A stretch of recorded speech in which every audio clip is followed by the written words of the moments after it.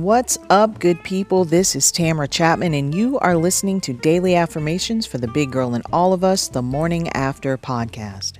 The podcast follows topics discussed in the previous night's episode of the Daily Affirmations for the Big Girl in All of Us web series. So, let's get into it.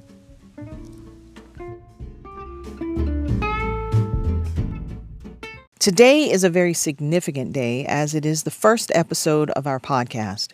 And quite frankly, I can't think of any better way to celebrate this momentous occasion than by inviting a few of my daft big girls to co-host with me. Joining me in the studio today are Marilyn Fisher, Sharia Robinson, and Rolanda Waller. Ladies, how are you? Doing pretty good. How are you today? Good, doing good. I'm good. How are you? Thank you, ladies, so much, and welcome. Now, as all of you know, but as most of our listeners may not be privy to this information, the Daily Affirmations for the Big Girl in All of Us series was created from my journal entries.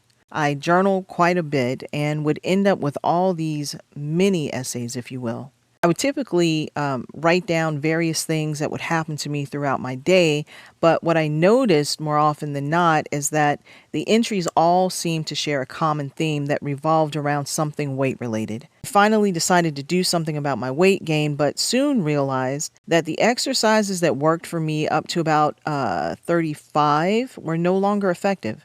I couldn't lose the weight. That prompted me to look elsewhere for resources to help me, but everything I came across seemed to be geared for people half my age and for people who did not look like me. I say that not to be disparaging, but to make the point that standards for health and beauty differ from one culture to another, particularly between women of color and our Caucasian sisters. And that brings us to where we are today. Last night was the premiere of the Daily Affirmations for the Big Girl in All of Us web series on our YouTube channel. What did you all think? Marilyn, we'll start with you. I am so excited about this web series. So far, with everything that I've been seeing, it's prompting me to get out and start working out because I've definitely fallen off the wagon a little bit, but really excited about this. And Rolanda? I was really interested in what Sean was doing, being that we both kind of went down the same path of, playing athletics in college and then continuing afterwards, and then how different our bodies started to react to us with having children. I was really interested in that part. She brought some insights that I did not know and will use. And finally, Sharia, what was your opinion of the show last night? Of course, I think it was great. I think it's going to be one of those shows that people, not just women, but people will find a lot of great information. They'll be able to, get some of those things that they wanted to ask people before, or maybe a health professional or somebody else in the field, or just a friend or family member, but really just never knew what to ask or why they were even asking this question. So I think it'll give them a lot of information that they're wanting to know. Okay, so how are your workouts different now than when you were younger? Or better yet, let's start with whether you even worked out at all. I've been working out since, I would say, 5th grade. And that carried on to high school, didn't do middle school. So high school and college and afterwards. That's just something we did at home anyway. And yes, it has changed because I think I could do some things that I cannot do. Honestly, I didn't really work out. When I was in school, I was like in gymnastics. I did do some track and field, but I didn't get really deep into it. But once I was out of school, I didn't really exercise too much until I had kids. And then I was like, oh, I probably should exercise. No, the workouts are definitely different. When I was younger, it was less effort. I could literally get up, run a mile or two without putting any effort, no convincing myself that I had to do it. Now it's more of, okay, it's a pep talk before every run or every workout. It's, hey, Sharia, you got to get up and do this because, if you don't do this, then this will happen or that will happen. As opposed to when I was younger, I almost had the sense of being invincible. So just got up and did it. So very, very different workouts.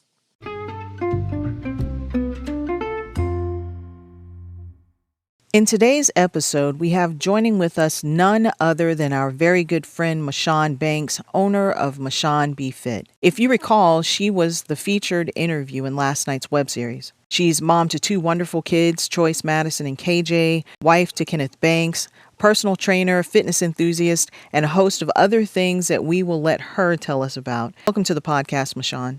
Hi, Mashawn. How are you? Hey, Mashawn, how you doing? Glad to have you here. Thank you. Thank you for having me.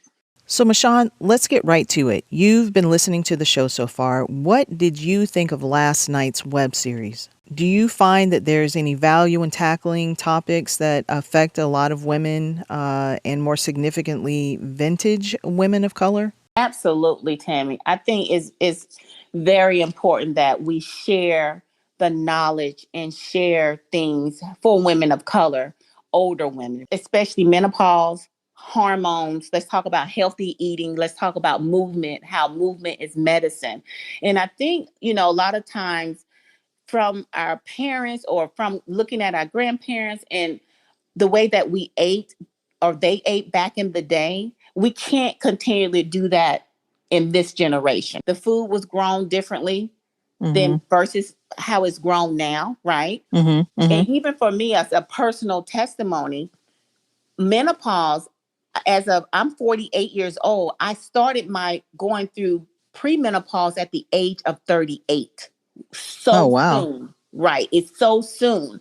And, doctors did all kind of tests, all kind of blood work to try to figure out what transpired, why my hormones are acting up differently. But I started at an early age of 38. So everything has changed. So we have to come in the mindset of educating our generation of, how our hormones change. How it affect our body. So things of that nature, I think it's very important that we educate on and so that it can be, available for women of color and not just women of color, but everybody, right? Because, one of the things that I always said, people perish due to lack of knowledge. And that's in Hosea, in the Bible. If we don't know, we perish. So I think it's very important that we share and educate women. For the benefit of our listeners who may not have tuned into last night's web series, tell us who you are and how your fitness journey began. Well, my name is Mashawn Banks. As you know, I am the owner of Mashawn Be Fit. I started out at the age of 8. My mom, I'm growing up in Miami, Florida. I had a love for sports.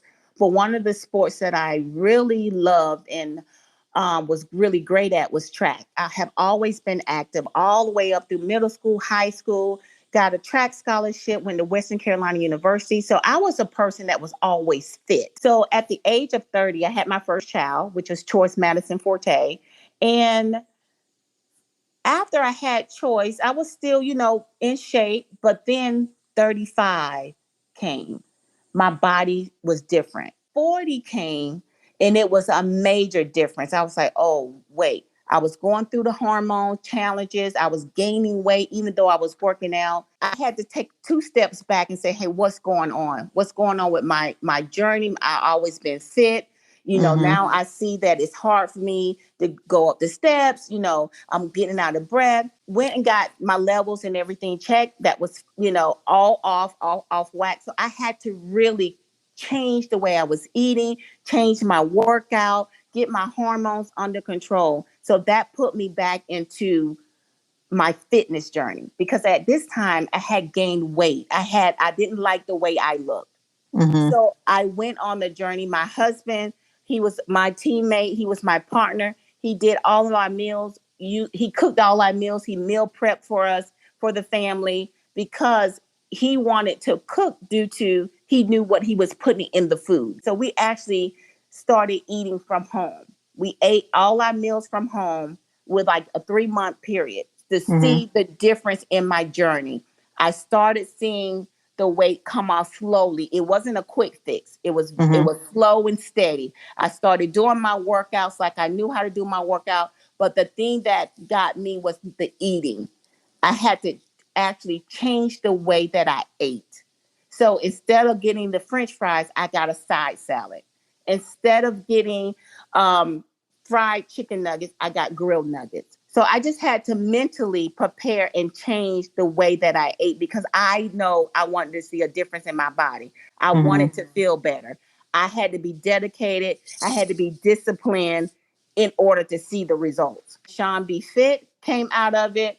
I started teaching classes. As you know, I'm a certified fitness trainer, personal trainer, group fitness. I started training others and things just started because I had a passion and a love for fitness anyway, because I always moved, but it even went deeper because I had to see the transformation in my body. So when I saw the results, I wanted to share it. Was it your goal to, to share in that good feeling with other people? Yes. Okay. Absolutely. Because I was so excited and I knew what worked. So I didn't do any, taking any type of medicines to, carb my appetite or curb my appetite. I didn't do any of that. I literally ate whole foods. Whole foods is what I ate for breakfast, for lunch, and for snacks. Instead of getting maybe, let me just give an example. Instead of getting like, say, the fruit cups out of the grocery store, the little fruit cups you can get like peaches or apples or whatever. I ate a pineapple. I ate a peach. I ate an apple, a whole food. So it's better to get processed. it's better to get the raw Yes. food versus the okay. Absolutely. So that's what I did. I didn't do anything processed. Okay, so that Chick-fil-A sandwich and fries I had earlier today is not what I should be eating. Okay. It's not. Noted. And now it's not the same, Tammy. It's not the same because I didn't, for me, for the first 3 months, I did strictly whole foods. I was strict on what I ate. I didn't deprive myself. I ate good food still. I still ate good food, but I chose to, I instead of me eating fried foods, I did baked or grilled, right? So I still ate chicken. I still ate wings. I did baked wings. I did, boneless, skinless thighs, different things. My husband changed our meals. So it didn't get boring. It didn't, I still ate if I wanted a taco salad, right? I still put everything in, and maybe I didn't have the shell, but I just had the lettuce. And, so it's different ways that we came up with creativity to make it fun, to make it like, oh, let's try this, let's try that. So that helped, but it did help because my husband and I did it together. So that was a major difference for me compared to maybe somebody doing it themselves. Me and my husband went as a team and we did it together to conquer and to see how it would change my body. Well, that's phenomenal. Yeah, I don't have anybody to help me as an accountability partner right now, but it's okay because I'm still going to try to stay the course. But Absolutely. I do see how that could be a definite benefit. But moving on into something else. According to website familydoctor.org, I read a statement that at 40, women begin to lose muscle mass twice as fast as men.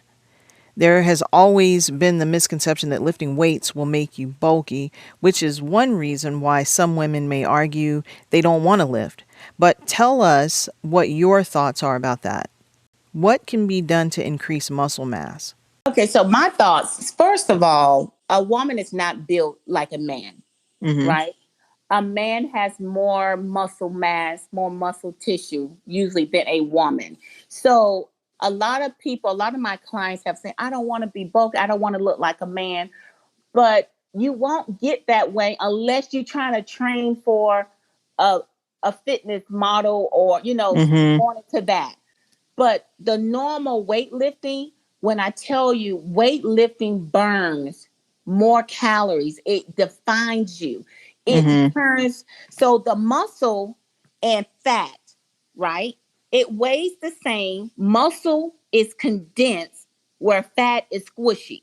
So so maybe I weigh 150 and you weigh 150, but if I'm 150 and toned and you 150 and wait a minute. Why do you have to be the tone person in the scenario? I can't be. Okay, let's change it. I'm 150 and I'm not toned, but you're the 150 that's toned. Okay, thank you. You're going to look totally different. So, Tammy, go back where we were in high school. Mm-hmm. How toned you were. And we used to look at you and like, oh, I want them abs. Okay, go back to that. You that 150 tone and you lifted weights, right? Or you did body weights, plyometrics, you did abs. Whereas a person who didn't play sports or a person that 150, and it's a difference. I have my clients lift to strengthen the bones, right? To get stronger. Also, it helps to define your body. I have clients who don't do weights at all. They choose to do, I do body weights. So they do plyometrics, they do like jump squats, they do a lot of push-ups and things of that nature. That builds muscles as well, because some people, may have an injury, they can't lift, but you can still do plyometrics. You can still do body weights. Well, I'm glad you did bring up one thing, and that was the way I used to look in high school. I know I used to get on people's nerves when we were in high school. And I think that's probably why I've had to go through the experience that I've gone through, because I know I used to walk around telling people, hey, look at my abs. But it was just because. Yes, but it was just because I was very proud of the work that had gone into it, and it really was like a metamorphosis. Yeah. So it was a change, and I was just excited about the change. I never had that kind of definition before, but looking at some of my. Yeah, but looking at some of my, my heroes at the time, Flojo and some of those other women that were running track at that time, they would do 1,000 crunches a day. So I said, well, hey, let me do 1,000 crunches a day. And you did. I didn't run any faster, but my abs were tight. Your abs were tight, but Tammy, you don't know. Even for us, we asked you, what are you doing? Why? I want my abs like that. I remember recalling, like, Tammy, what are you doing? He was like, well, Sean, I don't eat this. I do 1,000 crunches a day. I said 1,000. He's like, yeah, I break it up. I do maybe 500 here, and I was like, so me going back home was not successful, because I did probably 10. It was like, I ain't doing this. I'm not doing this. I'm not doing this. But I admire your abs, because I'm like, we all ran track, and I'm like, Tammy, her abs are popping out. Like, literally, you were disciplined in that moment. You wanted to show your abs because that's something you worked hard to get. And so you should be able to show your abs and things of that nature. So it's the same way, even though we're older, but find that passion back. Find that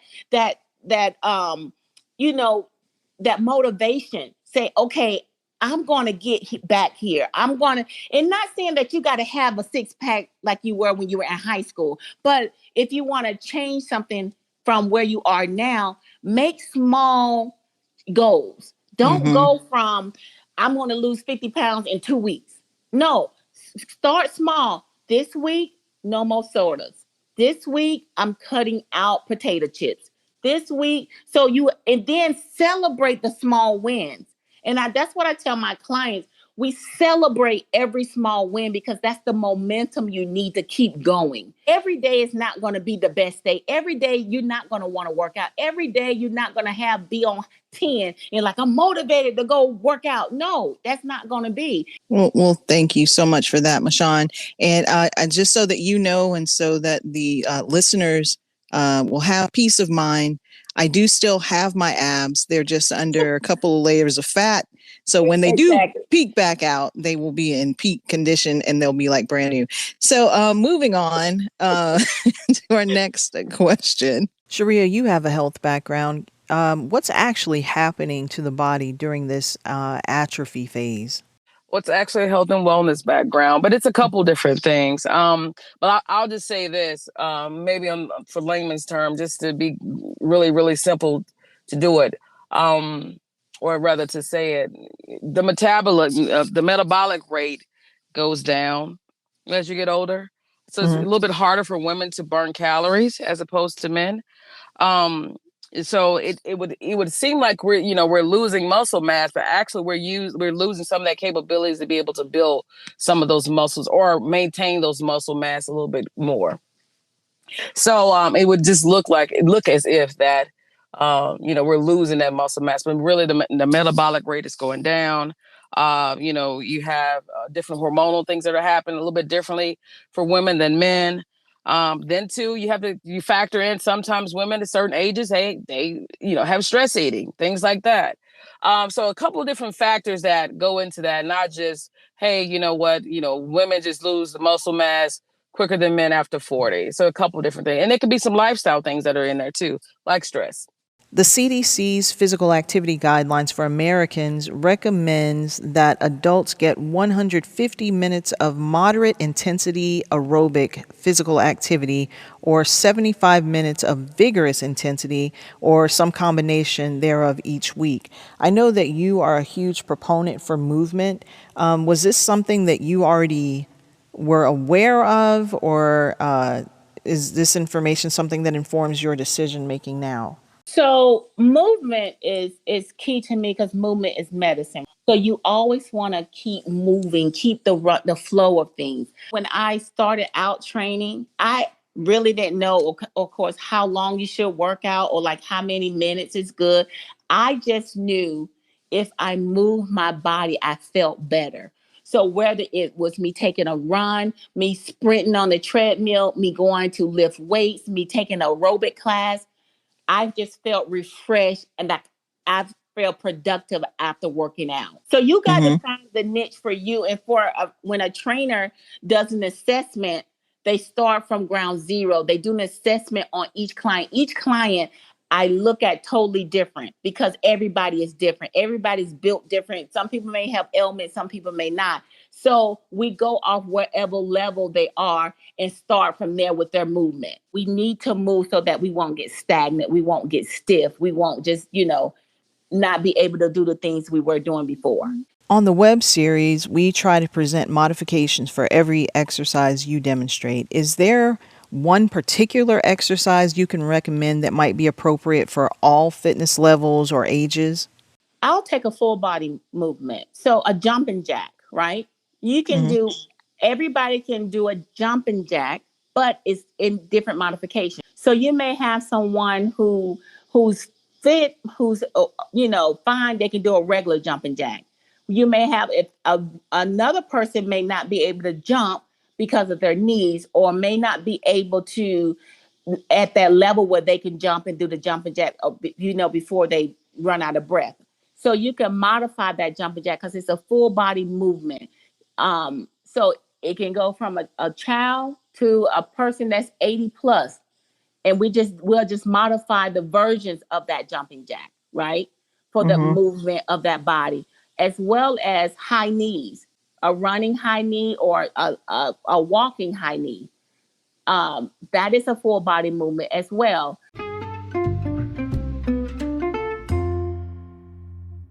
I do a literal weigh-in each week to check my progress and find out how close I am to reaching my wellness goals.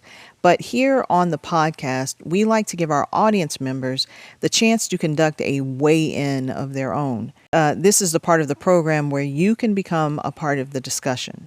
Okay, so one of the questions that we have that just came in, what can someone who is older do to stay in shape? We have some viewers who don't have the strength that they used to have. They don't have the stamina they used to have, but they still like to get in shape. What are some of the things that they can do that would not be a detriment to their joints and so forth? Exactly. So that's a great question, Tammy. So when I hear that question, I always reference my parents, my parents, my in-laws, my mother and father-in-law, and then also my mom and my dad. So of course they're older and they can't do the things they used to do where they used to be heavily in fitness and in shape. So what I do is recommend for them, for an older person to if you can walk, whether it's on a treadmill, if you can't get to the gym, or if you can walk in your neighborhood, I say just move. Literally, if you can get 30 minutes of work in a day, will be great for them to move, because the older you get, the less, muscle mass you may have in the strength. But if you can keep your heart rate up, Mm-hmm. even if my parents, they go into the mall and they walk in the mall like early hours instead of being in the neighborhood, because it could be dangerous, or it could be too dark, or whatever the consequence, not the consequences, but wherever they feel, they go inside the mall and walk the loop in the mall, right? Mm-hmm. They do that. So I tell them, if they can lift weights, get some small weights, 5 to 10 pounds at the most, do some curls. They can do any kind of chair exercises, aerobic exercises in the water, like aqua aerobics. They have Mm-hmm. done that. So different things that we can do, that you may not be able to run, you may not be able to lift like you used to, but it's so many different exercises that you can do as an older person to stay in shape.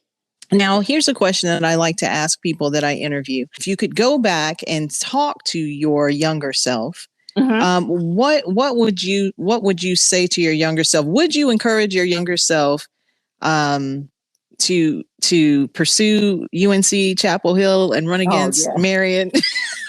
Absolutely. Tammy, that's another great question. Me and my husband had this conversation the other day. If I would have known, when I was younger, I let fear get in the way of me deciding to go to UNC Chapel Hill on a full scholarship to run track, because of Marion Jones. As many people, I don't know if you know my story, but I ran track all my life, and I was like the number one kid on the block, right? I winning state, winning, going different. I have always won. I was always number one. But when I got to college, that arena, going against Marion Jones, it just fierce, like, because she was the bomb.com. Mm-hmm. And I was like, it's no way that I'm running against this girl. I'm going to Western Carolina versus UNC Chapel Hill. So if I can go back to my younger self, I would tell my younger self, listen, Marion Jones is going to push you to be even greater, because she's going to be your teammate. Yes, she may be faster than you, but your goal is you're going to be working together. And because I was so competitive, I would have even worked even harder to try to get to her level, or to get to beat her. So she Mm-hmm. would have pushed me and propelled me to be even greater. So I would go back and say that. Now I know that of course, things work out the way they're supposed to, and God has a plan for all of us. Yes. So I mean, and had you end up going to Carolina, there's a good chance you might not have met your My spouse and husband. had your children and stuff like that. And I know that you would not Absolutely. give that up for anything. And I don't blame you. Absolutely. But I just thought I'd ask that question because, because I mean, honestly, we have a lot of talented people coming out Yeah. of our town, Yeah. that we grew up in our hometown. Mm-hmm. But there are, different, factors and different things that keep Yeah. people kind of stagnant. Like you Yes. mentioned earlier before, and fear being one of Mm-hmm. those things, because I can attest to that fact too. Hence the reason I'm almost 50 and I'm only now trying to put this kind of material out. If you just take one step, just take a step. God says we just need a mustard seed of faith. If we take that mustard seed of faith and believe, I'm telling you, I'm a living witness, a testimony that God will be there and walk with you every step of the way. He's just waiting on us to take a step. So Mm-hmm. if I can leave anything, my faith in God has actually propelled me to do Mashawn Be Fit, has actually helped me to coach, to do the things that I desire, that I have passion for, but I was, with the mindset saying, I don't know if I'm not good enough, or I don't know if I can do this, or I don't know if people are going to come. It doesn't matter. Just take that leap of faith, take that step, and I promise you, you'll thank yourself later.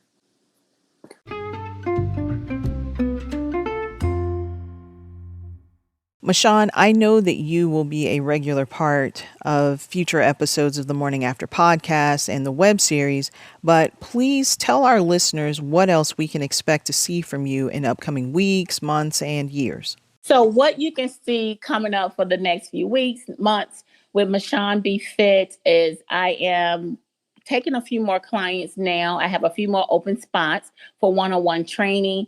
If you are in the Raleigh-Durham area, please reach out to me if you're looking for one-on-one training. And you can go on my website, which is www.mashawnbefit.com.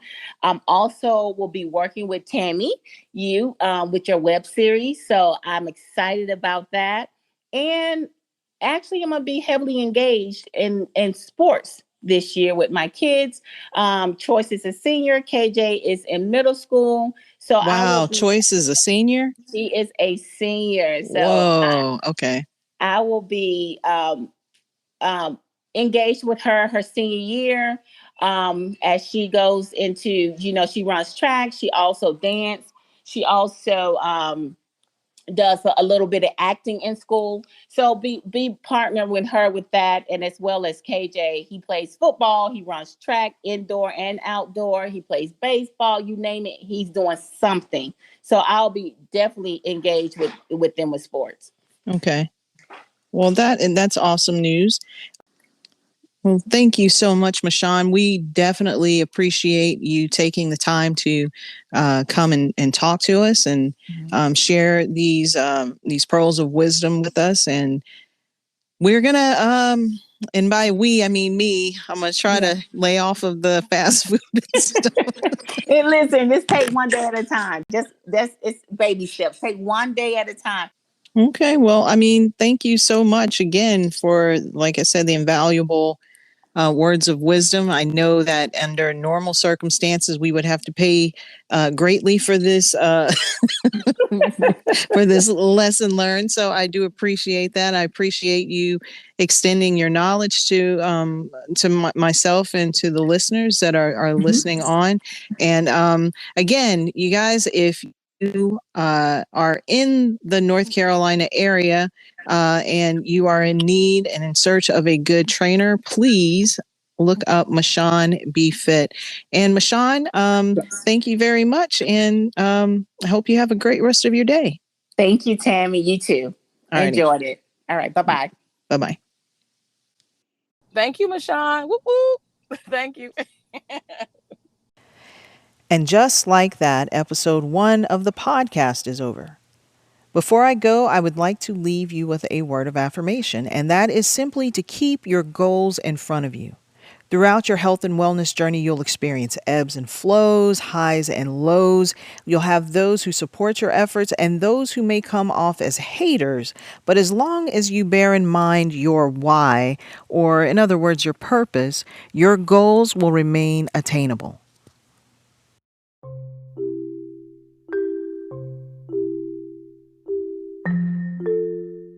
I say this all the time on the vlog and in the web series, but just keep at it. If you're ever looking for an accountability partner, you know I'm only one vlog away. Okay, so here's a shameless plug. Catch the daily affirmations for the Big Girl in All of Us vlog weeknights on YouTube at 7 p.m. The daily affirmations for the Big Girl in All of Us web series premieres every other week on Saturday evenings at 7 p.m. And of course, the Morning After podcast premieres Sundays at 9 a.m. Please be sure to rate, review, subscribe, and follow us on Spotify, Apple, or wherever you get your podcast.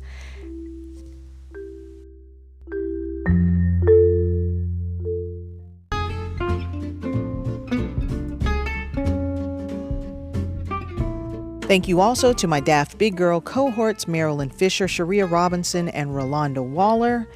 And finally, I'd like to thank you, the listener, without whom I would be hard-pressed to do what I am doing, and none of this makes any sense. And that, ladies and gentlemen, is a wrap. So until next time, do good, be well, ta-ta, and bye. Today's episode was brought to you in part by Mashawn Be Fit, RCW Multimedia Tech, and designs by 510s. Links to these fine businesses have been provided in the description following the podcast. If you would like to be part of the discussion, please send your questions by email to info@bposproductions.com or on any of the DAFTBGIAOU social media platforms using the hashtag DAFTDiscussions.